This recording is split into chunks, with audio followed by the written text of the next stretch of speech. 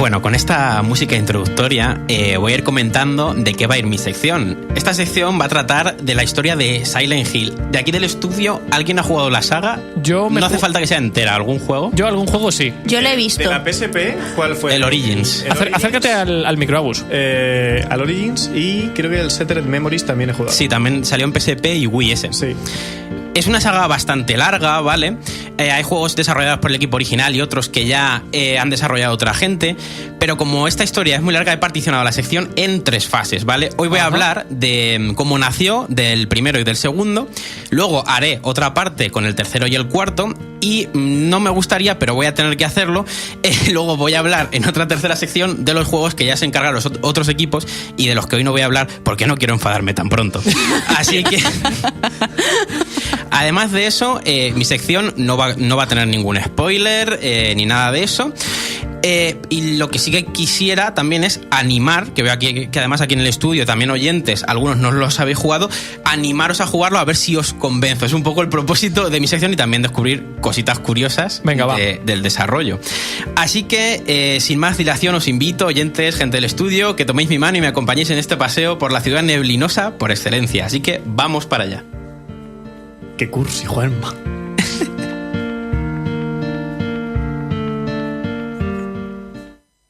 I see that town. Silent Hill. You promised you'd take me there again someday, but you never did.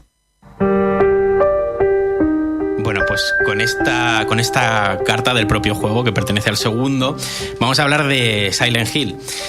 Una saga que los que hayan podido disfrutar sabrán que es uno de esos juegos que es más que un juego. En este caso, y en mi opinión, muchos coincidirán, una obra de arte. Otros que no la han tocado igual creen que es otra saga más de las que se hizo famosa pues por alguna razón. Quizá por ser muy divertida o ser el típico juego con graficazos en su día que vende bien solo por eso. Quizá al ser de terror creen que es uno de esos juegos de sustos. Pero nada más lejos de la realidad. Silent Hill no necesitaba subir el volumen de nuestro equipo de sonido 5.1 al máximo, emitir un grito enorme y cubrir el 100% del área de nuestro monitor con una cara fantasmal para asustarnos. No, Silent Hill no usaba esos recursos fáciles. Silent Hill te tenía en vilo todo el tiempo. Cuando recorríamos las estancias de los numerosos sitios que visitábamos, como pues por ejemplo el hospital o la escuela Midwich, teníamos en el área una gran cantidad de habitaciones por explorar, algunas bloqueadas, otras en las que sí que podíamos entrar. Y amigos, yo nunca he sabido que era mejor que la siguiente puerta que probáramos estuviera bloqueada porque no nos íbamos a encontrar nada ahí, pero a cambio teníamos que seguir recorriendo los pasillos y además a la espera de que la radio se pusiera a sonar de repente o que estuviera abierta ante la incertidumbre de qué pasaría ahí, qué locura nos encontraríamos en esa sala. Esto, entre muchas cosas, hacía que hubiera tensión en todo momento y esto es lo que hace mágica la experiencia en este pueblo. Pero bueno, vamos a ir hacia atrás. Éramos críos y en el patio, en el colegio, nos dejábamos juegos de la primera consola de Sony, juegos de la Play 1, bueno, menos Luis que tenía 64. Yo estaba ahí un poquito marginado. He querido meter en el guión esta puya porque la consideraba muy propia. Yo por un momento cuando he oído lo de 64 digo, años no me cuadran. Y bueno, en el colegio ya conocíamos Silent Hill, sabíamos que era un juego de miedo, de jugar a oscuras, sonido a tope, tal y cual. Yo pude probarlo de pequeño, sin embargo era un juego demasiado complicado, tanto de trama como de los puzzles, para un niño. Y no llegué a terminarme el primero. De hecho, dejé la saga abandonada, sí que tengo algunos en mi estantería, pero ninguno me lo terminé de más pequeño. Pero este último verano, ya muchos años más tarde y con la saga olvidada, buscando algún juego de puzzles que jugar con mi chica, encontré de nuevo la saga Silent Hill por ahí, que teníamos en un cajón. Y vaya, descubrí que era algo que iba más allá, algo que nos tuvo atados a la pantalla durante días y que nos tuvo dentro de su mundo hasta que terminamos los 4 primeros juegos, los del equipo original, del Team Silent. Esta saga está plagada de simbolismo. Sus juegos son capaces de transmitirte tantas emociones y a la vez te enganchan para descubrir qué es lo que está pasando a través de su crítica narrativa.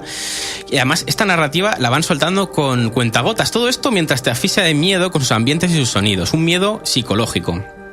Y en esta saga no pasa como en los juegos de miedo actuales. Aquí estás encerrado en Silent Hill con los bichos, no los bichos contigo en Silent Hill, como la mayoría de los juegos de ahora. Que eso es importante. Yo lo siento, soy muy de juegos retro, quizá esta puya... No, pero es un poco lo que pasaba en los Resident Evil clásicos también. ¿Verdad? En Resident Evil también se aplica, que además ahora, para dar referencia, hablaré también del primero.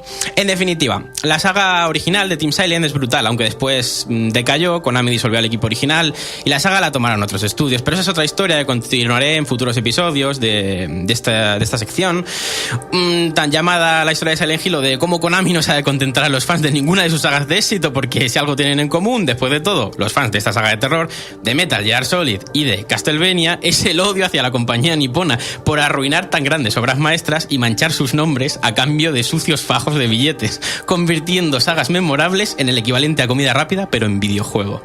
Y además, muy cierto. Pero bueno, vamos a ver cómo se creó el primer juego de la saga.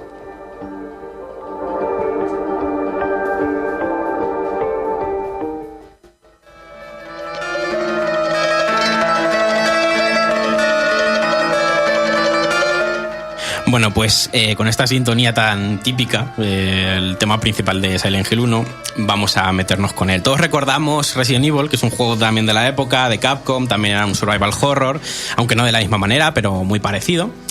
Y bueno, Resident Evil empezó a comercializarse en 1996, tuvo muchísimo éxito, y al ver esto Konami, pues decidió que quería un juego de terror puntero con su sello propio. Al ver que Resident Evil fue todo un éxito. Su idea era hacer algo rollo Hollywood para conquistar el mercado americano, algo llamativo, muy vistoso. Para ello, hicieron un equipo de empleados que había fracasado en proyectos anteriores de Konami, que sería lo que hoy en día conocemos como Team Silent, en el que había gente como Akira Yamaoka al cargo de la música, que para este primer juego hizo temas que más que música algunos son ruido directamente. Te he pasado una pista, de hecho, Luis, pónmela para que se hagan a la idea. Pues la tienes aquí mismo. Estos son temas de la banda sonora que podemos escuchar in-game. Que además es que son muy rollo, que cuando estás jugando a oscuras en un pasillo, además pasa por un pasillo, lo típico, ¿entraré en esa habitación o no entraré? Y fíjate que tiene muchos segundos de silencio, juegan también mucho con el silencio, etcétera, etcétera.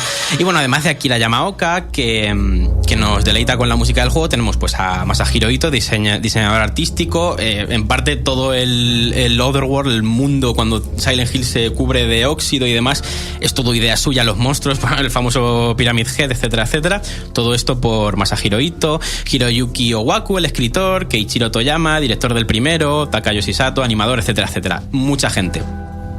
Al equipo al principio le resultaba difícil progresar con la idea que les dio Konami de hacer un juego muy vistoso. Así que la empresa, Konami, perdió fe en el equipo y pensó que no iba a salir un juego decente de ahí. Por ello les dieron total libertad y creatividad y les dejaron hacer con el proyecto lo que quisieran, ya que no había ninguna expectativa. Así, en vez de crear un juego diseñado para vender y llamar la atención, Team Silent hizo un juego mucho más profundo, capaz de levantar emociones y que también juega con ellas. Básicamente mezclaron terror oriental, pero la estética del juego era occidental. Y bueno, así nace en 1999 el primer Silent Hill para la primera consola de Sony del momento, en el cual 3 años después de Resident Evil. Exacto, justamente. Y bueno, en este juego, la historia un poquito, encarnábamos a Harry Mason, un padre que estrella su coche cerca de Silent Hill, conduciendo con su hija, y que al bajar pierde a esta entre la bruma, por lo que debe buscarla por este pueblo, que bueno, está cubierto de niebla. Todos, aunque no hayáis jugado, sabréis que esto es típico. La imagen típica del pueblo con la niebla, exactamente. La cual, la niebla, por cierto, está puesta porque el juego nos ofrecía un mapa rollo sandbox, cogido con pinzas, ¿vale? Pero rollo sandbox, pero la consola no era lo suficientemente potente para mostrar en aquella época todo el mapa, por lo que la niebla cubre lo que el protagonista tiene inmediatamente delante. Así que el mapa se va generando en pantalla a medida que nos acercamos a las cosas. Quizá en el edificio, si estás a 1 metro, ese edificio aún no está ahí, pero en cuanto das 2 pasos y la niebla ya no lo cubre, aparece en pantalla. La verdad es que, como inciso, me parece una idea para los ingenieros del juego muy bien llevada. Plan, oye, ¿cómo hacemos para que esto se mueva? Y además con justificación. Y si ponemos una niebla así muy tocha. Claro, y encima con justificación argumental. Es que eso está muy bien llevado, ¿eh? Sí. Bueno, poco a poco Harry se irá adentrando más en el pueblo y descubrirá que la cosa se complica y que el pueblo tiene algo raro, hay una secta por ahí, etcétera, etcétera. Pero además de una historia contada de forma enigmática y que nos engancha a descubrir qué demonios pasa ahí, tenemos un juego lleno de exploración y puzzles, muy estilo Resident Evil, pero los puzzles En mi opinión son más creativos, no son solo consigue objeto en el punto A para llevar a punto B. Eso te iba a preguntar. ¿Qué diferencia hay? A ver, muchos de los puzzles tienen también puzzles rollo Resident Evil, pero los chulos, lo que lo caracteriza a la saga es, por ejemplo, hay poemas en los que tú te tienes que figurar qué simboliza ese poema y en base a eso hacer algo. Es como más profundo. Como pregunta desde la ignorancia, al ser 3 años más tarde, Silent Hill que Resident Evil, también juegan con ventaja. Claro. Juegan con ventaja de decir, estos ya sabemos lo que han hay. pecado de repetir quizá puzzles, claro, estos errores, de llevar a B. por supuesto. Y aún así los puzzles de los primeros Resident Evil a mí me parecen brillantes. Sí, están muy bien. A estas alturas, además, ya se ha publicado también Resident Evil 2, me parece que es del 98, si no me equivoco. No recuerdo la fecha exacta, pero es posible. Pero por ahí tiene que estar. Por cierto, Gabriel no está aquí hoy con nosotros porque está malo, pero sí que nos está escuchando por Facebook Live. Un saludo. Y dice, Hola, Gabriel. como dice Ron Gilbert, la niebla es bonita, pero es aburrida también. Bueno, depende. A mí en Silent Hill no se me hizo aburrida. ¿Qué tal? O sea, quiero decir, la sensación de estar siempre envuelto en esa niebla es... ¿Llegas a acostumbrarte a esa sensación? Desde mi experiencia, totalmente sí. Y en todos los juegos de la saga. Yo creo que directamente no piensas ni siquiera en cómo lo percibes. Claro. Creo que es un factor del juego. Es una atmósfera, como que en esa atmósfera tú ya estás dentro y ya no te lo cuestionas, ¿no? Sí, yo creo que es algo que no se cuestiona. Es algo que forma parte de la esencia y punto, y ya está. Y bueno, continuando, eso, tenemos un juego lleno de exploración y puzzles, con enemigos de por medio que nos van a poner los pelos como escarpias. Y además, este portento técnico de la época nos obsequia con una dificultad bien medida. Tiene 3 niveles de dificultad, los 3 están bastante bien, no es facilito para nada. Y los puntos de salvado repartidos por el escenario, bastante alejados, por cierto, y que harán que tengamos ganas de llegar al siguiente, a la vez que estamos asfixiados por el terror. También hay munición limitada y objetos en general como botiquines que deberemos dosificar si no queremos no poder avanzar más. Yo, sin ir más lejos, en el primero lo pasé bastante mal cuando me pulí todos en el primer, ¿no? nivel, y luego sufrí bastante. Y en tema de los puntos de guardado, funciona como en Resident Evil con... No, aquí no son limitados. No son limitados. Puedes guardar siempre que quieras. Mira, eso es un puntito arriesgado, teniendo en cuenta lo bien que funcionó, lo bien que le funcionó a Capcom el tema de Depende del tipo de jugador, yo creo. Yo, por ejemplo, estoy muy a favor de que se limite todo. Los puntos de guardado, la munición, salud, todo. Que se limite, porque te da más sensación de agobio. Yo aquí lo veo todo muy limitado, pero bueno, guardar sí que puedes cuando tú quieras. Sí, pero bueno, si los puntos de guardado luego están alejados, al final también te limita un poco. Pero yo lo veo un plus, porque yo, por ejemplo, que soy súper torpe, a mí me viene, me salva la vida el poder guardar. El tema está en agobiarte, no en que estés contenta en plan... Y por eso no he jugado esos juegos.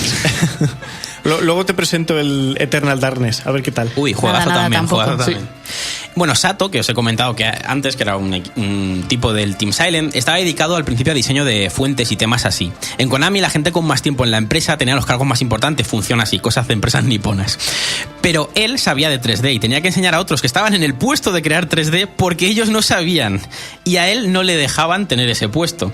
Estaba relegado. Cansado de esto, hizo una animación en 3D que se la enseñó a los directivos de Konami pidiendo que le ascendieran a ese puesto o no enseñaría a nadie más. Sato tenía referencias occidentales en su día, o sea, no tenía referencias occidentales en su día a día de personas y tenía que conseguir imágenes de actores de pelis, cosas así, claro, para crear los personajes. Realizó todo el trabajo de vídeos 3D del juego y Konami no quiso darle el puesto que le correspondía. No quiso. De hecho, en los créditos aparece como un mero supervisor visual. Teniendo en cuenta el trabajazo que había tenido en la sombra. Para que os vayáis haciendo la idea de la imagen que yo tengo de Konami y la que os quiero transmitir. En sus propias palabras de Sato, ¿vale? Abro comillas. No fue fácil. No volví a casa en 3 años. Viví allí. Dormía debajo de la mesa. A medianoche, cuando todos se habían ido, era mi oportunidad de trabajar. Tenía acceso a los ordenadores de las oficinas. Teníamos unos 150 ordenadores con sistema Unix. Solo podía usarlos cuando todo el mundo se había ido a casa. Así que yo no podía volver. Fíjate. Y aún así, no le dieron el puesto. Por cierto, La cuestión es ¿por qué? Por cómo funciona la organización empresarial si no tienes una antigüedad, japonesa. Si no tienes una antigüedad, no podías acceder a puestos, digamos, de mayor envergadura. ¿No tienes derecho a volver a tu casa por la noche? Es que tiene tela marca. O sea, simplemente por la antigüedad. Por la antigüedad. Sí funciona. O sea, da igual que seas el más eficiente. Sí, en ese momento. De hecho, él les enseñaba 3D a los que estaban en esos puestos que no sabían, no tenía ningún tipo de sentido. Por cierto, como apunte, nos comentaba antes, la alusión que ha hecho antes Gabriel al tema de la niebla es aburrida. Es una alusión que hizo hizo Ron Gilbert, que es uno de los co-creadores de Monkey Island, cuando en el 93 salió la aventura gráfica Myst, que es una aventura gráfica en la que precisamente se aprovecha el tema de la niebla espesa para ir cargando el escenario sobre la marcha. Y se dice que la idea de aplicar ese mismo sistema de niebla para cargar el escenario en Silent Hill pudo salir de Myst. Vale, yo respondo a eso. Hay más juegos de la época que usan esto, pero ninguno, o por lo menos que yo haya visto, ninguno tiene una justificación argumental. Claro. Y Silent Hill sí, es por eso lo veo diferente. Claro. Y bueno, para ir terminando con el primero, está lleno de influencias occidentales, como un montón de películas de terror, incluso también tiene referencias artísticas a pintores de épocas pasadas, etcétera, etcétera. Y cabe mencionar que en la versión japonesa europea del juego, los enemigos que se asemejan a niños que salen en la primera fase, que es el colegio en Midwich, están censurados para que parezcan más algo rollo animal, un bicho raro. Pero en la versión americana son como originalmente se concibieron. El tema de matar niños. ¿Vale? Estaba un poco... Así que se censuró. En 1999 el juego sale a la venta y es un éxito contra todo pronóstico. Konami no tenía esperanza. Así que lo que iba a ser un juego blockbuster pasa a ser una obra de arte en el que todo tiene un significado psicológico, todo lo del juego. ¿Os habéis parado a pensar por qué cada enemigo es como es? Todo tiene sentido una vez que comprendes la historia. Claro. Todos simbolizan macabras emociones. De hecho, ahí yo he jugado muy poquito, pero siempre tengo en la memoria tanto a Pyramid Head como a las enfermeras. Estas rollo... También. De hecho, yo lo único que conozco de Silent Hill son las enfermeras que he visto en tantos salones de cómic, de manga y demás. Ahora hablaré. ¿Cuál se supone que es el trasfondo psicológico? Por ejemplo, no puedo decirlo porque spoiler. Vale. Además es muy spoiler. Vale. Entonces Vale. No puedo decir. Pero luego, después del programa, te lo cuento si quieres. Vale, sí. Además, ya para lo último sobre el 1, hay una versión para Game Boy Advance, que no es el juego, es una visual novel, que se llama Silent Hill Play Novel, que solo está en japo, pero hay una traducción en internet, ¿vale? Es simplemente una novela gráfica con decisiones y tal y cual. Está divertido, la misma historia del 1, pero no es el juego, obviamente, en una Game Boy Advance. Ni de coña. Claro. Y ahora vamos a pasar ya a hablar de Silent Hill 2, porque de hecho oigo ya a lo lejos la sirena.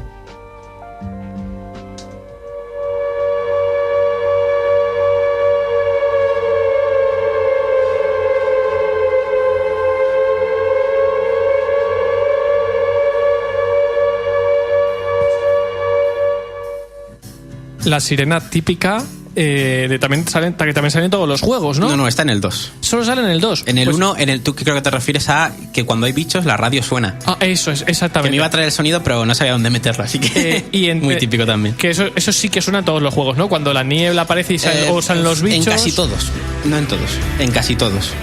Vale. Bueno, ahora que la primera parte había sido un éxito, pues se le propuso al Team Silent, menudas Konami, a lo que le gusta el dinero, hacer una segunda parte, esta vez dándoles mayor presupuesto, que bueno, mira, estamos ante el que luego se conocería como un juego de culto, el 2, y el favorito de la saga para los fans. Keiichiro Toyama creía que ya no podía aportar más como director a la saga, que ya había sentado unas bases y que había dejado un equipo muy competente, que es cierto. Así que se fue a hacer otra saga, se fue a Sony y hizo Forbidden Siren, es otra saga de terror. Otra saga súper famosa, además. Y en su puesto para Silent Hill 2 entra Masashi Sugiyama. El desarrollo de este juego duró 3 años y se consiguió un juego que más que generar temor hacia una ciudad maldita o hacia lo desconocido, fue hacia las emociones y culpabilidades que uno mismo podía tener. Ojo, que esto es mucho más maduro y más chungo. Un juego más personal y con una historia apartada. Bueno, sí transcurre en Silent Hill y tal, pero no tiene mucho más que ver con el 1. Tiene algunos nexos, pero no quisieron limitarse a dar más de lo mismo y repetir la historia del padre que va por su hija a un pueblo maldito y tal y cual. Solo hay que ver los bichos que nos aparecen y los personajes, como por ejemplo los que lo hayáis jugado, María, que es una chica así hecha de una manera como si fuera muy seductora, tal y cual. Todos los personajes simbolizan algo. Tenemos que prestar atención a los detalles. Este juego escarba en el ser humano y precisamente eso es lo que nos da más miedo. Sí, en el primero nos aterraba la secta, a ver qué rituales van a hacer, tal y cual, pero aquí tenemos miedo del propio ser humano, de las acciones que puede realizar y de cómo se puede llegar a comportar una persona. Es un juego muy filosófico si lo analizas a posteriori, te lo juegas muchas veces, también puedes sacarle mucha chicha. Y como dato, es curioso que tanto Silent Hill 2 sea el juego de la saga favorito de los fans, como en el caso de Resident Evil, también que estaban ahí compitiendo en ese momento, Resident Evil 2 también es el juego favorito de los fans. Vamos, tú le preguntas a cualquiera e incluso a día de hoy, con más de 10 entregas a la venta, sigue siendo el gran juego de la saga. Totalmente. Ambos, 1999, 1998, estaban moviendo en épocas parecidas. Va a haber una pregunta que tanto para Resident Evil como Silent Hill tienen en común, y ahora cuando termines quiero hacerla. Vale. Bueno, básicamente en este juego el protagonista es James Sunderland, el cual recibe una carta de su esposa fallecida en la que le pide que vaya a buscarla a Silent Hill, ¿vale? Se inspira bastante en Crimen y Castigo, y la madurez de la historia y los temas que trata son un escalafón con una profundidad que está a otro nivel. El juego salió en PS2, el 1 salió solo en PlayStation 1, ¿vale? Este salió en PlayStation 2, la primera Xbox, y PC. Y recientemente los fans han hecho una versión Enchanted para mejorada, ¿vale? Vaya, para PC, de la versión de PC. Ajá. Para la gente que se lo quiera jugar hoy en día. Sí, ya con texturas HD y demás. Exacto. Esta vez era la misma fórmula del 1, pero todo estaba pulido al máximo, tanto que el juego, si lo jugamos hoy en día, pues en mi opinión no ha envejecido casi nada. Con muchísimas opciones, niveles de dificultad, en los que, por cierto, hay nivel de dificultad tanto para los monstruos como aparte para los puzzles. Puedes ponerte los monstruos en fácil si no te gusta la acción, y los puzzles en difícil si te gusta darle al coco, o viceversa, ¿vale? Que es justo lo que hace Pues ahora. sinceramente eso lo he visto poco, ¿eh? De hecho, se ha visto ahora mismo, este mes, en octubre de 2018, en Shadow of the Tomb Raider, hace precisamente eso. Tiene 3 subdivisiones de niveles de dificultad. Una para los enemigos, otra para los puzzles y otra para la exploración. Pues me parece muy bueno, ¿eh? En función de si tú bastante... quiero el combate sencillo, pero que los puzzles sea complicado y que en la exploración me den alguna guía de hacia dónde tengo que ir. Por ejemplo, que más que nada estás adaptando el juego a cualquier tipo de jugador, exactamente. Y puzzles, ya os digo, muy rollo Silent Hill, que cuestan. A mí me han costado bastante. Y bueno, de hecho en la época se disponía para el tema gráfico del motion capture, para realizar las caras y expresiones. Pero Sato no quiso, ya que no le gustaba el resultado que se conseguía, era muy perfeccionista, y con este método pues no le molaba. Así que prefería hacerlo a mano, aunque fuera más costoso. De hecho, para hacer las expresiones de María, Sato dijo que, en sus propias palabras, actuó frente al espejo para tener referencias. Abro comillas. Intenté actuar sexy frente al espejo, entreabriendo los ojos y sacando los labios. Esto en medio de la oficina. Parecía un pervertido. Y Sato sacrificándose después de haber estado durmiendo antes. Es que... Eso te iba a decir. Pero bueno, Sato decía que para el terror de este juego se habían centrado en 2 temas: la muerte y el sexo. Con esto cogen toda la psicología del juego, y de ahí deriva además todo el arte que luego el diseñador artístico utilizó para los enemigos, ¿no? Sí, que por ahí va, porque las enfermeras son como son. Tiene un sentido en la trama, ¿vale? Que no tuvo suerte cuando estuvo malito de pequeño, ¿no? Que no está puesto porque sí, vamos. No está puesto porque sí, porque al principio pensé, bueno, esto es para vender más y para atraer, y porque son japoneses. Claro. Pero no, para nada. Si lo jugáis, os llevaréis una gran sorpresa con eso. Y nada, esta vez tenemos a varios personajes, pues también como en el primer Silent Hill, que teníamos pues a Dalia, a Lisa Kaufman. Aquí tenemos a Ángela, Laura o Eddie, que además van también a emprender su viaje en Silent Hill por sus propios motivos, que también conoceremos. Los monstruos están diseñados normalmente, esto dicho también por el Team Silent, de una manera que tengan aspecto humano, pero que se muevan de una manera que sea imposible para un humano. Y eso es lo que da miedo, porque no sabes qué es eso que ves a lo lejos, y cuando ves que se contorsiona de una forma rara que una persona no podría, ya es tarde. Así que los monstruos, por ejemplo el famoso Pyramid Head, simbolizan cosas de las que nos daremos cuenta cuando comprendamos de qué va bien el juego. Hasta las enfermeras simbolizan algo. No están sexualizadas para atraer al público, tienen un porqué. Todo tiene un porqué aquí. Y esta vez la banda sonora también la estamos escuchando, es más melancólica, más sentimental debido a la naturaleza de la trama. No es tan además ruido. Se aleja mucho de lo que estábamos escuchando hace un rato. Sí, no tiene nada que ver esto. El juego es muy diferente en términos de trama. Me imagino que tendré que jugarlo para ver toda la banda sonora, la soundtrack, pero por lo menos la que estoy escuchando ahora en comparación con lo más oscuro o lúgubre que puede ser un juego, yo prefiero el lúgubre, prefiero un poquito más. También hay temas oscuros en el 2, Lo que pasa es que he cogido este que era un poquito aquí para hablar más. Un poquito diferente. Bueno, como curiosidad, en el casting para las voces, Wichiji, que acabó haciendo el papel de James, del prota, lo consiguió llevando a su hija a hacer el papel para hacer de Laura, que es una niña que aparece por el juego. Y también, a su vez, David Schaufel también llevó a su hija para este papel y se quedó con otro papel, con el de Eddie. Y al final Laura fue otra persona totalmente diferente. Pero eso pasa mucho, lo típico de voy a intentar quedarme con este papel, y al final, cuando estás haciendo la actuación, la gente del casting dice, no, tú no vas a ser este personaje, vas a ser este otro. Claro. Ya, pero él lo que fue es a dejar a su hija, no a participar él. Claro, exacto. Sí, pero y ya que estaba, pues dijo, venga, entro, a ver qué pasa. Pero es que no sé en qué peli súper famosa ocurrió también que fueron una amiga acompañando a una actriz, y al final contrataron a la amiga. Y eso fue en una peli famosa. Y ahí es donde rompieron la amistad, ¿no? Además, es una peli de hace poquitos años. Y salió la curiosidad hace poco. Y bueno, todo en el doblaje del juego, todo se grababa en una toma, para que fuera natural, nada de grabarlo por separado. Y como otra curiosidad más, al final del juego hay una carta que lee un personaje, y al leerla, cuando estaba leyéndola para el doblaje, en propias palabras del que hace del prota, abro comillas, el momento más memorable del doblaje fue cuando, esto lo he borrado porque spoiler, vale. Mónica y yo, que Mónica es la actriz, estábamos llorando después de la carta, y al terminar todo el mundo estaba en silencio y Mónica me susurró al oído, eres bueno. O sea, que se emocionaron allí, todo el equipo flipando. Y bueno, además, esto también es curioso, se grabó para el juego cientos de sonidos diferentes de efectos rollo pasos. No son siempre los mismos pasos, se grabaron un montón de pasos para que no sonaran iguales y la experiencia fuese más real. Y bueno, con todo esto, en 2001 finalmente salió a la venta Silent Hill 2, vendió muchísimo, además de tener unas críticas excelentes.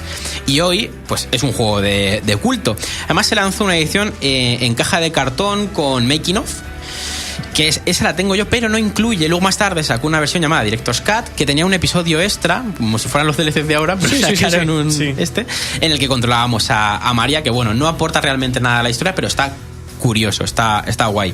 Y bueno, este juego saldría más tarde remasterizado en la llamada Silent Hill Collection HD, pero no hablemos de eso todavía porque, como he dicho antes, no quiero enfadarme tan pronto ya en la primera parte de la sección. Así que esta edición, por cierto, no es la misma que la Silent Hill Collection no HD que se sacó en 2009 para PS2, que esa sí es decente. Yo estoy hablando de la de PS3 y Xbox 360, que más que un homenaje es un insulto porque trabajo. Se cargaron todo el trabajo que había hecho. Mira, si quieres además, voy a hablar en la segunda parte de la sección en otro programa, pero os voy adelantando para que sepáis lo que se os viene. Carteles que en el original eran daban mucho mal rollo, escritos en la remasterización con Comic Sans, eso. Sí. Wow. Sonidos de algún grito que tenía que sonar en X pasillo, que ahí no triggereaba y triggereaba en otro. Claro, sonaba en otro sitio, cuando no tocaba. Cosas así, un desastre. Y bueno, ya estoy acabando esta parte, sin más os animo a jugar estos juegos. Todos tienen, por cierto, multitud de finales en función de cómo los juguemos. Hay variables en las que depende de lo que hagamos. Podemos obtener un final u otro, o hay incluso algunos que hay 4 o 5. En todos, por cierto, menos en el 4. Hay un final de coña. ¿En serio? Sí, que te lo puedes sacar la segunda vez que juegas. Qué guay, eso mola. Y aunque siempre hay uno de todos ellos que es el canon para seguir la historia y que siempre lo aclara Team Silent, pues este es el que nosotros decidimos que es el canon. Y nada, en la próxima sección hablaré de 3 y 4, que son juegos, por cierto, que con el éxito del 2 se desarrollaron paralelamente. No uno detrás de otro.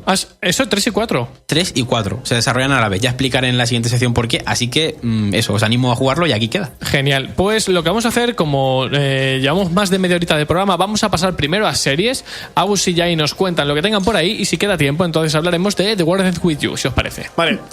La pregunta que tiene pendiente la hago o me la guardo. Dale. Resident Evil y Silent Hill, de los primeros títulos. Cámara cenital.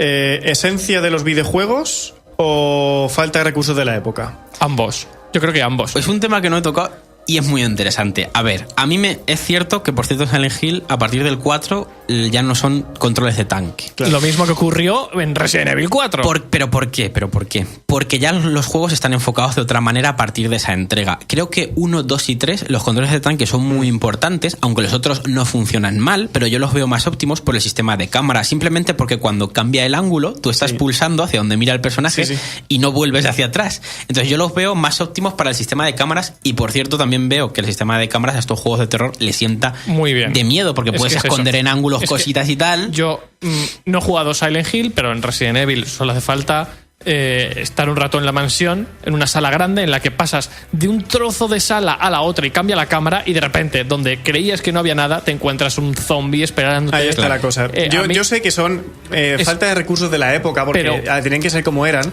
Pero bien hecho, bien, ¿no? Pero igualmente estaba bien hecho y lo usaban bien. Exactamente. Entonces, al cambiar, ¿qué decir? Por ejemplo, Resident Evil 4 también es un juego muy bueno. Sí, y el 7 ha sido una obra de arte también.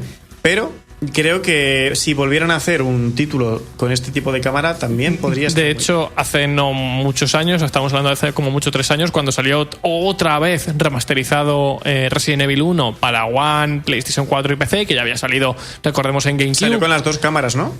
Salió con, o sea, como se vio en su momento, salió con sus cámaras cenitales y se disfruta del juego muchísimo a día de hoy. Juanma se acaba de jugar Silent Hill 1 en 2018 y no ha tenido problemas con el tema de las cámaras. Y por cierto, que no os impida al jugarlo lo de que se vea, para mí, envejecido muy bien. Bueno, el 2, por cierto, podéis empezar por el 2 directamente, que no tiene nada que ver si os queréis enganchar a la saga, porque es el mejor. Vale. También os recomiendo, empecé por el 1. Por cierto, por asentar aún más el tema, Gabriel nos comenta que Alone in the Dark, es verdad, se me había olvidado, que es el padre de este tipo de juegos. Totalmente. Ya utilizaba el sistema de cámaras cenital, con el tema de cámaras fijas, tú te vas moviendo por las salas y demás. A mí me encanta ese sistema de cámaras. Yo creo que sí, brutal, sí, es falta de recursos, pero muy bien aprovechado. Esa falta de recursos creó todo un género, ¿no? Igual que a mí el control tanque no me gusta, y en la remasterización de Resident Evil, por ejemplo, dan la opción de jugar con tanque o sin tanque, y sin tanque se juega muy muy bien. Considero que el sistema cenital funciona muy bien hoy. O sea, funciona en 2018 igual que funcionaba en el 98, hace 20 años. Y echo en falta también más juegos así. Pero bueno, con este inciso pasamos ahora sí a series.